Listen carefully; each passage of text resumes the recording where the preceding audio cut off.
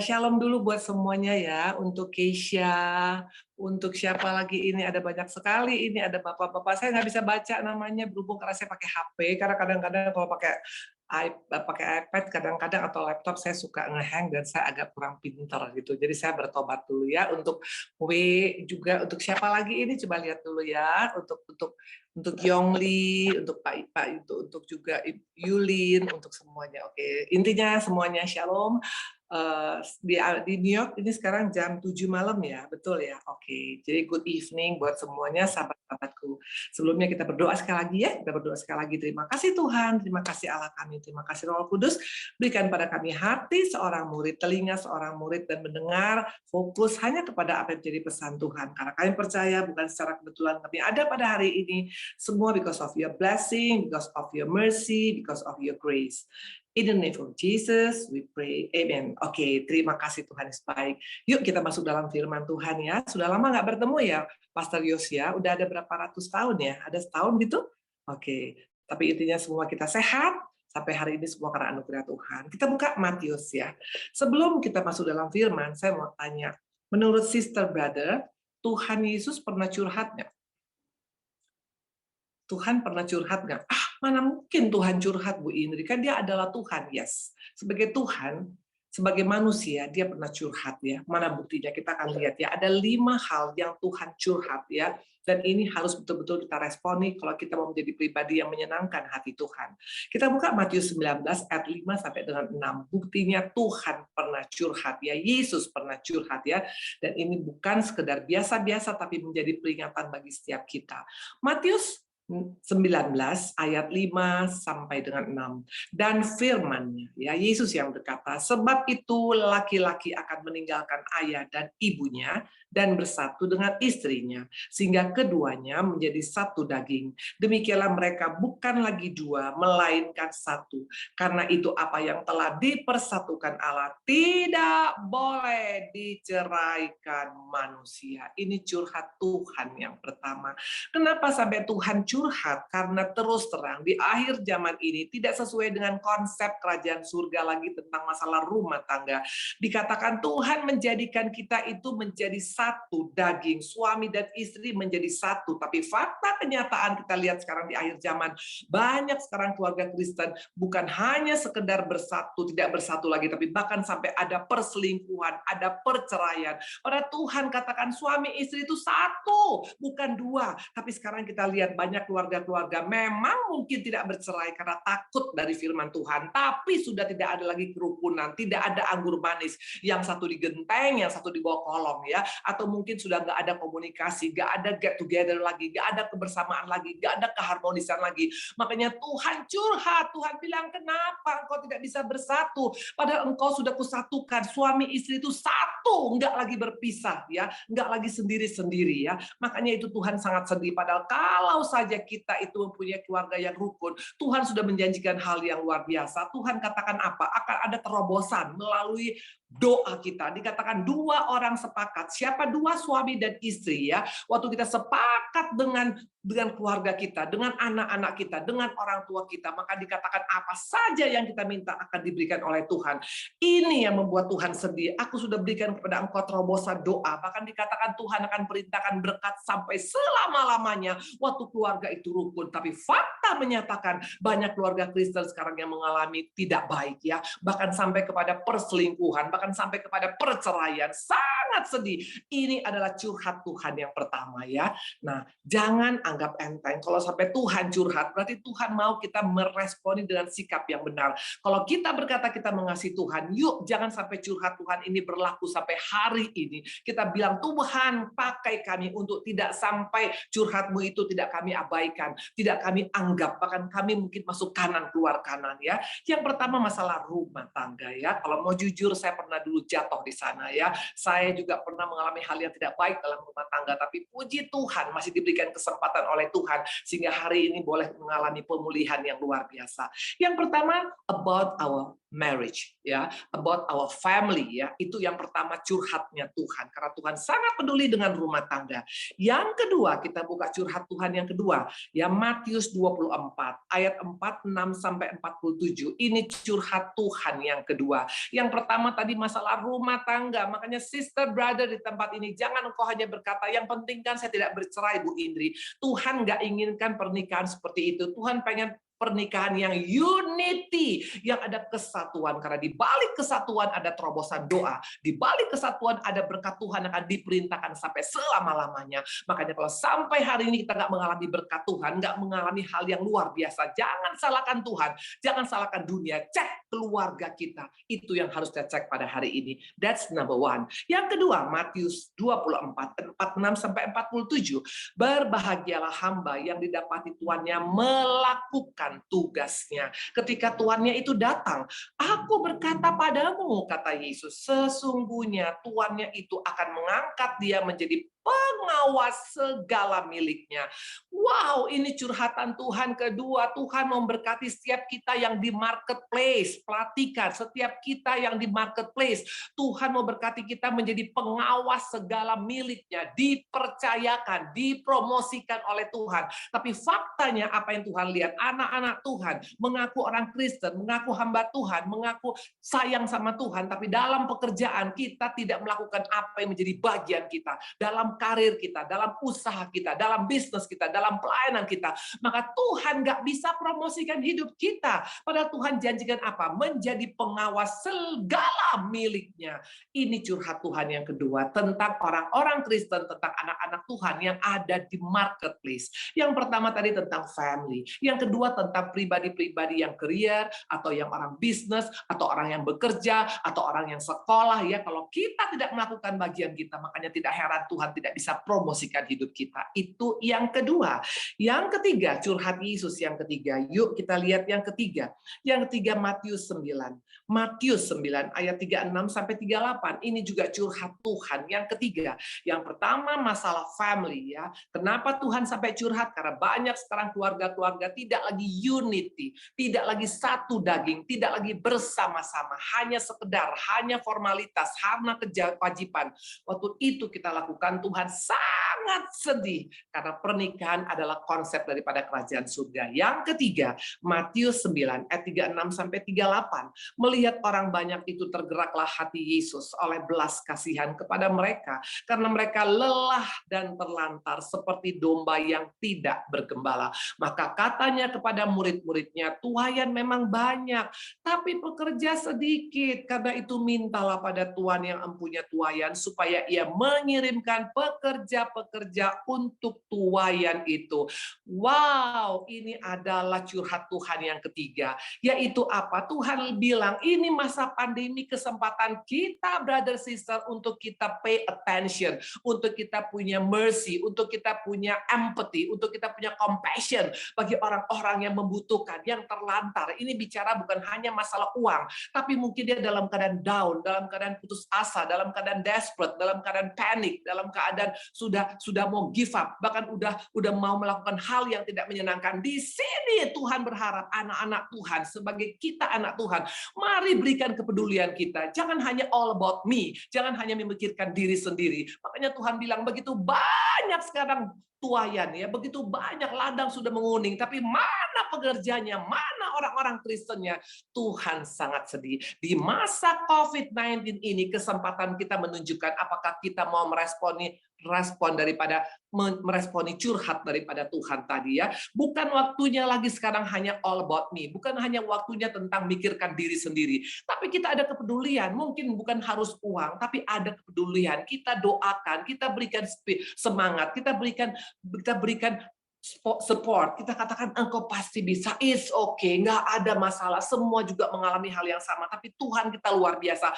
Intinya jangan hanya cuma memikirkan diri sendiri. Makanya waktu orang Kristen nggak ada punya perhatian kepada sesama pada saat ini khususnya, Tuhan sangat sedih. Yang pertama rumah tangga, yang kedua marketplace, yang ketiga dikatakan orang tidak lagi peduli sekarang. Tidak harus jadi pendeta untuk peduli, tidak harus jadi hamba Tuhan untuk peduli. Setiap kita Tuhan berikan kemampuan untuk peduli kepada sesama. Itu curhat Tuhan yang ketiga.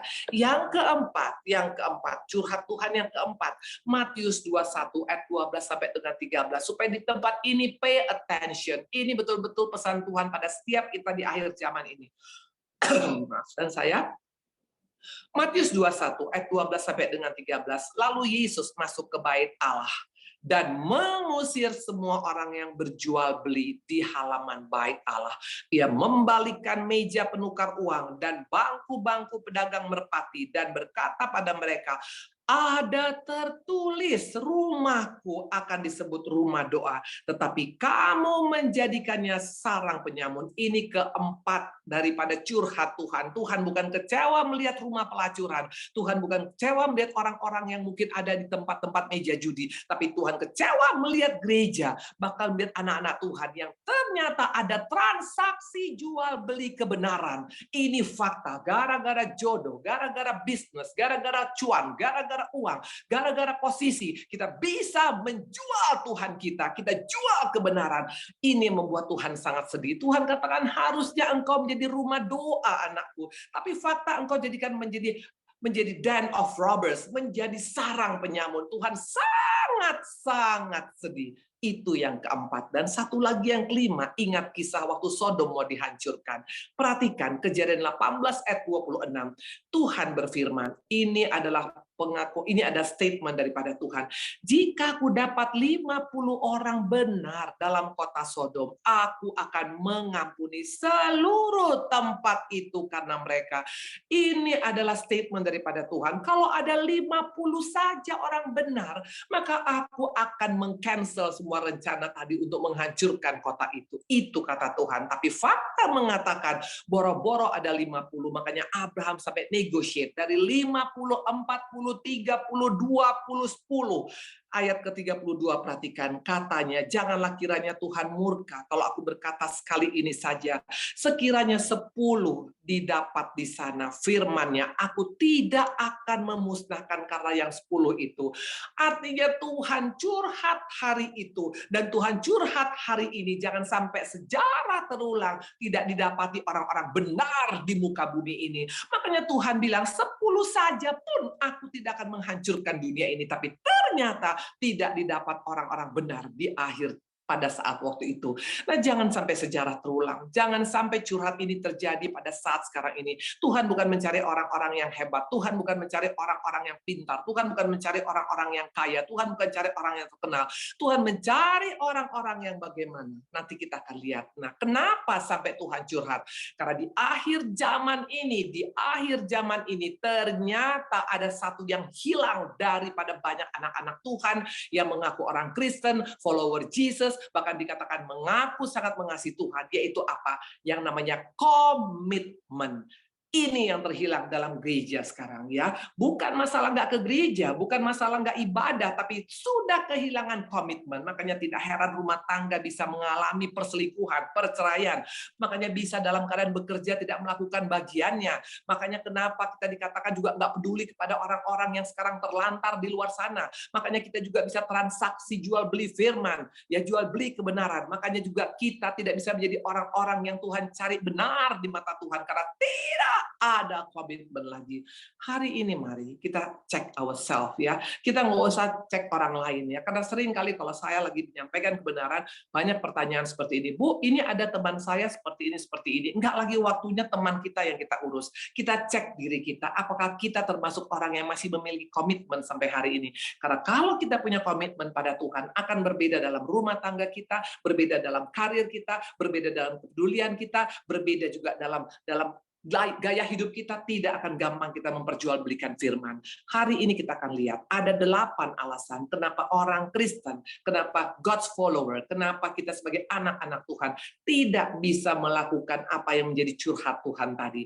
Ada 8 alasan. Yang pertama karena apa ya? Kita lihat satu-satu. Yang pertama adalah apa? Karena ketidakmengertian kita akan firman Tuhan, ketidakmengertian kita akan perintah Tuhan, ketidakmengertian kita akan janji Tuhan. Mana mungkin Bu Indri, saya sudah ikut Tuhan sudah 30 tahun, nggak mungkin saya nggak mengerti firman Tuhan. Sangat mungkin banyak orang mengaku orang Kristen tidak mengerti apa yang menjadi janji Tuhan dalam hidupnya. Makanya tidak heran tidak bisa komit. Mana buktinya? Buka John 3 ya, Yohanes 3 ayat 3 sampai dengan 4. Mana buktinya? Ternyata nggak jadi jaminan status rohani kita. Waktu itu Tuhan bertemu dengan Nikodemus.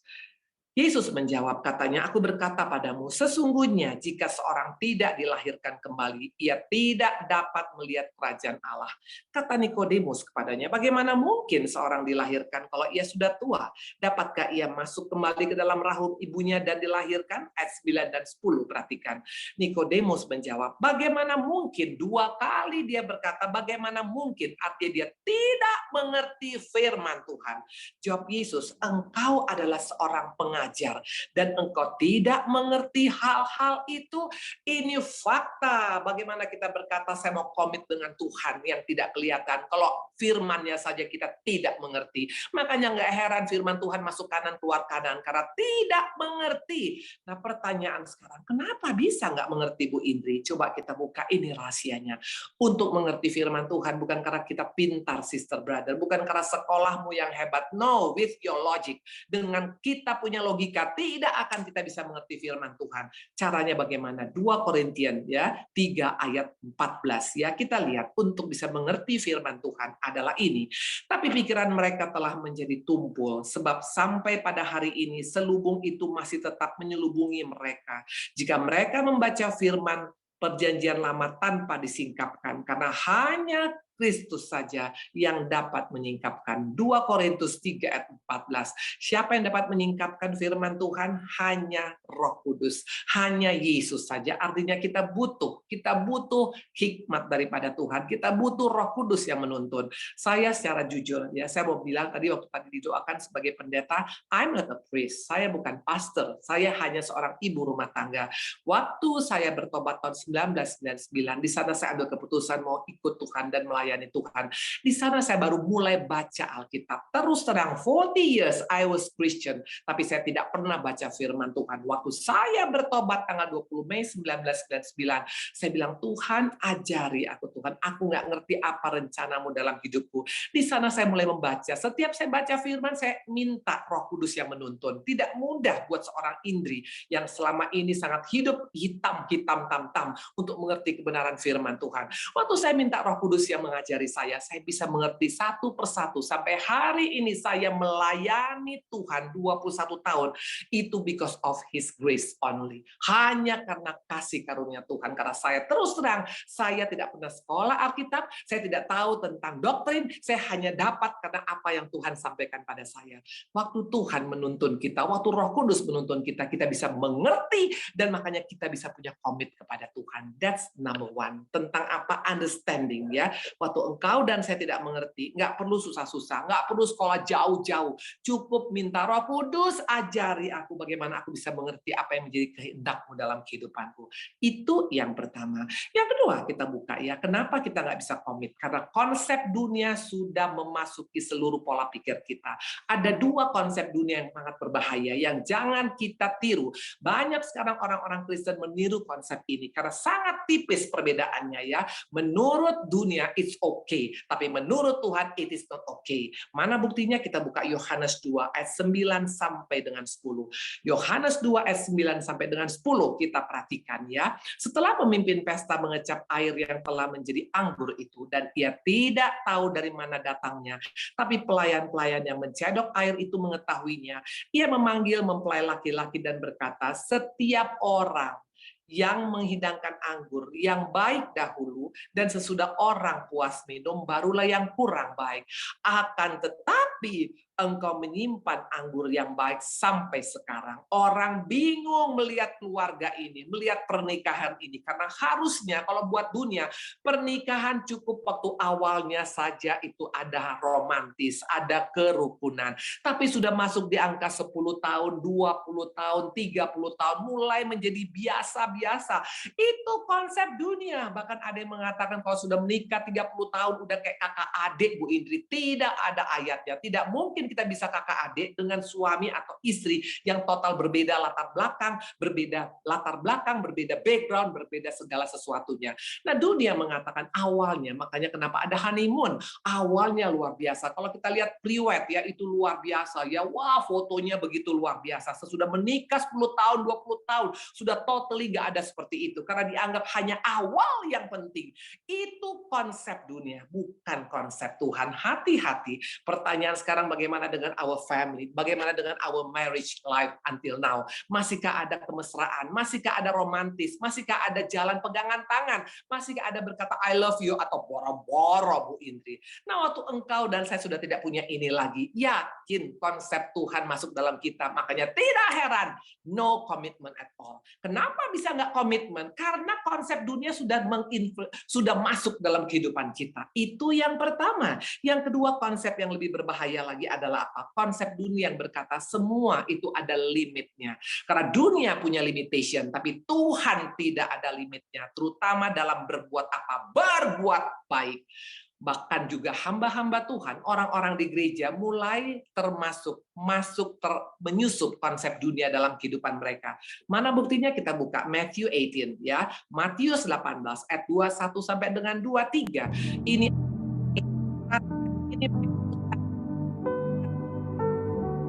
kemudian Tuhan, sampai berapa kali aku harus mengampuni saudaraku?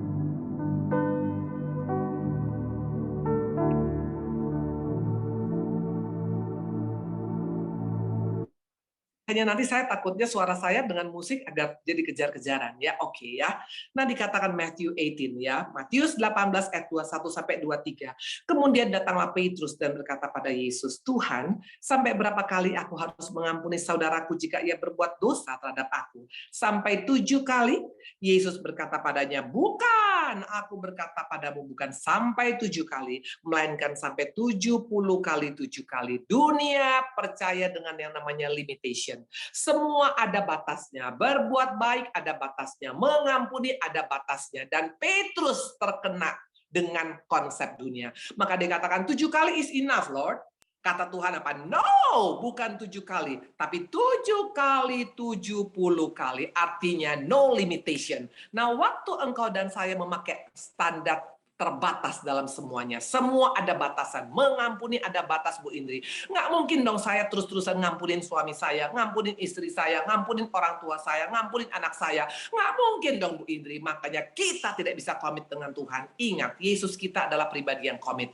Dia komit kepada Tuhan, datang ke dunia ini, lahir di kandang domba, bahkan mati di kayu salib karena untuk menyelamatkan umat manusia. Jadi waktu engkau dan saya no commitment, pasti kita bisa melakukan apa yang menjadi kehendak Tuhan. Tidak mungkin. Itu yang kedua. Ya, jangan ada batasan. Yang ketiga, kenapa kita nggak bisa komit? Karena kita nggak suka yang namanya PROSES, proses. Kita mau ikut Tuhan semuanya instan, ya. Kita semuanya mau ikut Tuhan semuanya abrakadabra. Hari ini doa, besok langsung didawat. No, tidak seperti itu. Karena ikut Tuhan ada memikul salib. Ikut Tuhan ada menyangkal diri. Waktu engkau tidak mau mengalami proses, kita tidak akan bisa komit dengan Tuhan, ya. Karena ingat, produk instan, it is not from God. Produk instan itu adalah produk daripada dunia. Mana buktinya? Kita buka Matius, ya. Kita buka Lukas 4 ayat 5 sampai dengan 7. Karena waktu engkau mau semuanya instan, ya, pokoknya semuanya bagus. Hari ini punya masalah, besok Tuhan bereskan. Tidak akan bisa kita komit dengan Tuhan.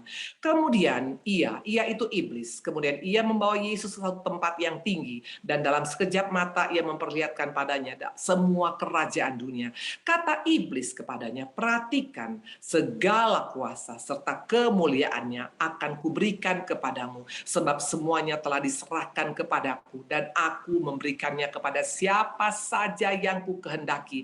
Jadi jikalau engkau menyembah aku, if you worship me, maka semuanya akan menjadi milikmu instantly.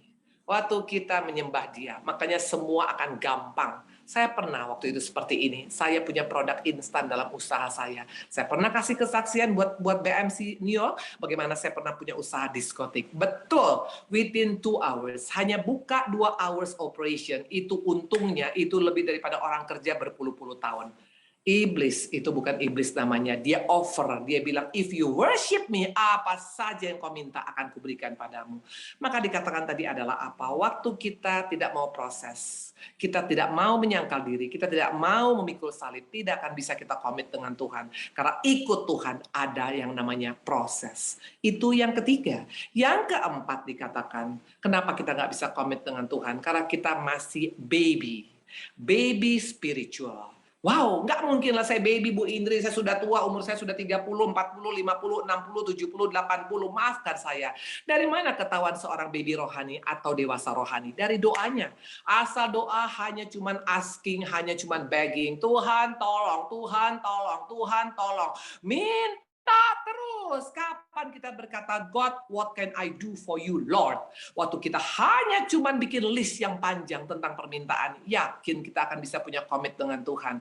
Karena orang yang punya komit dengan Tuhan nggak hanya menuntut, minta ini, dan waktu nggak diberikan, mulai ngambek, mulai marah, mulai kecewa. Seperti bangsa Israel.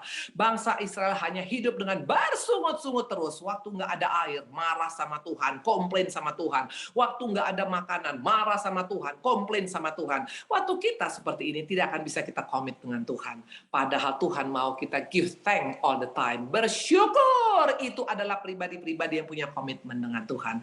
Kata-kata apa yang keluar pada kita pada saat ini, pada saat pandemi? Kata-kata hanya mengeluh dan mengeluh, atau kata-kata yang tetap bersyukur apapun keberadaan? Orang-orang yang komit, yang bisa bertahan sampai finishing well. Percayalah, kalau without commitment kita tidak akan bisa. Mungkin awalnya kita bisa berapi-api, endingnya kita akan kehilangan segala-gala. Itu yang keempat. Yang kelima, kenapa kita nggak bisa komit? Karena kita punya telinga itu tipis, kuping tipis, ya gampang terpengaruh. Mana contohnya? Kita buka Rut 1 ayat 12 sampai dengan 15 ya. Kita buka Rut 1 ayat 12 sampai 15. Ini ada dua orang wanita yang bernama Orfa dan yang bernama Rut ya. Mereka adalah menantu daripada Naomi. Waktu Naomi kehilangan suami dan kedua anaknya, mereka mau pulang ke Bethlehem. Dia berkata kepada menantunya, "Pulanglah anak-anakku, pergilah, sebab sudah terlalu tua aku untuk bersuami. Seandainya pikirku ada harapan bagiku dan sekalipun malam ini aku bersuami, bahkan sekalipun aku masih melahirkan anak laki-laki, masakan kamu menanti sampai mereka dewasa? Masakan karena itu kamu harus menahan diri dan tidak bersuami?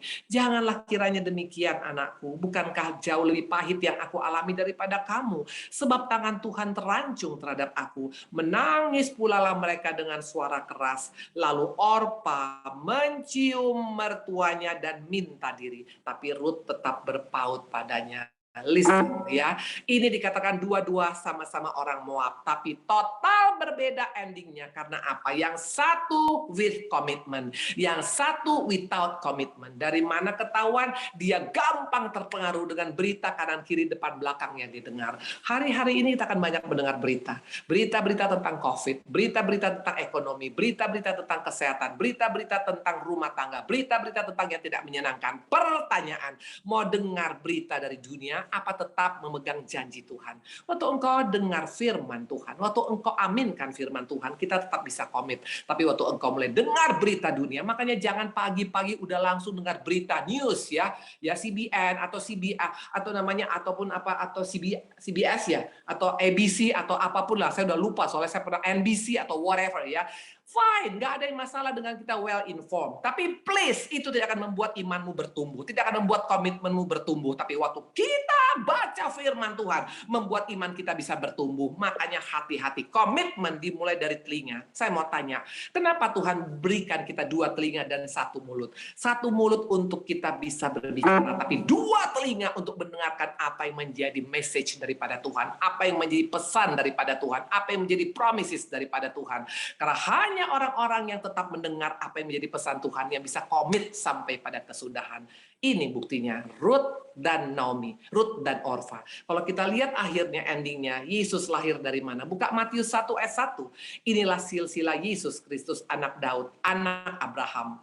Ayat kelima, Salmon memperanakan Boas dari Rahab. Boas memperanakan Obed dari Ruth. Obed memperanakan Isai, ya. Dikatakan dari mana Yesus lahir? Dari Ruth, dari orang Moab, bukan dari Orpa, bukan dari Naomi. Kenapa? Karena yang satu ini punya komitmen full kepada Tuhan. Mau dipromosikan oleh Tuhan, mau dipercayakan oleh Tuhan, mau finishing well, there is no way kecuali kita punya komitmen dengan Tuhan. Caranya bagaimana? Tadi saya sudah sampaikan ada 8 hal ya untuk kita bisa komit dengan Tuhan. Yang keenam, kenapa kita tidak bisa komit dengan Tuhan? Karena nggak sesuai dengan kita punya taste, nggak sesuai dengan selera kita. Ya waktu kita mau agenda kita harus sama dengan agenda Tuhan. Sometimes nggak works like that, ya. Sometimes itu nggak seperti itu. Agenda Tuhan nggak selalu sama dengan agenda kita. Agenda kita belum tentu sama dengan agenda Tuhan. Nah, siapa contohnya yang sampai akhirnya gara-gara seleranya nggak cocok dengan dia tidak sesuai dengan maunya Tuhan. Kita buka Yunus 1 ayat 2 dan 3. Ini hamba Tuhan loh. Ternyata nggak jadi jaminan. Belum tentu kita punya pelayanan itu selera dengan Tuhan. Belum tentu. Yohanes 1 ayat 2 sampai 3. Bangunlah, pergilah ke Niniwe, kota yang besar itu. Berserulah terhadap mereka karena kejahatan yang telah sampai padaku. Tetapi Yunus dikatakan bersiap untuk melarikan diri ke Tarsis, jauh dari hadapan Tuhan. Ia pergi ke Yafo dan mendapat di sana sebuah kapal yang akan berangkat ke Tarsis. Ia membayar biaya perjalanan, lalu naik kapal itu untuk berlayar bersama-sama dengan mereka ke Tarsis, jauh dari hadapan Tuhan. Jelas, seringkali kadang-kadang kita dalam pelayanan, kita pilih-pilih pelayanan. Yang ini nggak cocok dengan saya, karena saya itu sebenarnya harusnya levelnya di sini. Sometimes nggak seperti itu. Belum tentu kita punya kemampuan Tuhan kasih sesuai dengan pelayanan kita. Ada kalanya Tuhan mau tes, Tuhan mau tes bagaimana komitmen kita. Apakah waktu diberikan pelayanan yang kesannya sangat biasa-biasa, kita tetap masih mau, atau kita mulai berkata, Tuhan, nggak level saya dong Tuhan. Saya mau kasih kesaksian sedikit. Waktu pertama kali saya pelayanan, terus terang, saya pelayanan itu di penjara. Kenapa di penjara? Because of my husband who was in jail, ya. Dia masuk penjara 6 months karena masalah narkoba. Nah, waktu itu suami anak saya lahir, itu tanggal 20 Mei, suami saya ada di dalam. Jadi bayangkan, waktu saya pregnant, itu saya seorang diri dengan suami ada di dalam. Nah, waktu itu saya ambil keputusan untuk saya ikut Tuhan. Karena dokter mengatakan saya punya anak yang akan lahir itu bisa cacat. Karena apa? Sudah stressful, sudah penuh dengan stres yang luar biasa. Nah, waktu itu seorang hamba Tuhan datang bilang, Ibu Indri, engkau berharga di mata Tuhan, engkau mulia. Yesaya 43, itu menjadi ayat emas saya. Nah, saya katakan kalau betul memang saya berharga di mata Tuhan, saya hanya minta satu, supaya anak saya lahir normal, and I will serve Jesus. Itu saya punya komitmen. Apa yang terjadi? Anak saya lahir normal, sekarang usia 22 tahun, cantik, tinggi 176, melangsing. Bapak-bapak, ibu-ibu mau melamar, silakan, boleh isi formulir ya. Luar biasa Ibu Indri ini ya. Nah, apa yang terjadi? Di sana saya mulai start melayani Tuhan. Pelayanan saya yang pertama tahu di mana? Di penjara. Karena hamba Tuhan itu pelayanan di penjara. Dia bilang, ayo Ibu Indri melayani di penjara. Dan saya melayani bukan bawa khotbah. Tahu ngapain? Main kerenceng-kerenceng. Jadi kalau itu tahu kerenceng ya, itu kayak taborin, right? Do you know taborin ya? Jadi kalau pendetanya bilang soraklah, saya main kerenceng-kerenceng. Treng, treng, treng, treng, treng, treng, treng. Nah, itu keluarga besar saya dari Medan sangat mad, sangat marah, sangat furious. Mereka bilang, Indri, enggak level kita. Kamu itu anak orang terkenal. Kamu itu sekolah S3 dari Amerika. Cum laude bagian keuangan. Enggak level pelayanan di penjara kepada tempat yang sangat sederhana. Saya bilang selama itu daripada Tuhan, saya sangat bersyukur. Because I know who I am. Ya, saya orang yang kotor, orang yang enggak layak. Kalau dibolehkan main kerenceng-kerenceng di penjara, itu satu grace yang luar biasa. Itu saya lakukan. Sampai 2 tahun saya pelayanan di penjara. Sampai satu saat pendeta nggak bisa ngomong, saya disuruh ngomong bawa firman. Dengan keadaan terbata-bata saya ngomong. Ternyata salah satu orang yang visit, dia punya teman di sana, punya sekolah yang besar di Bandung. Dia sangat diberkati. Dia bilang, Ibu Indri, boleh nggak nanti untuk pelayanan di tempat saya pas Natal? Saya kaget. Mana mungkin orang seperti saya bisa melayani di Natal? Dia bilang, saya sangat diberkati. Dari sana, waktu engkau komit kepada Tuhan, sampai hari ini, 21 years saya sudah melayani Tuhan.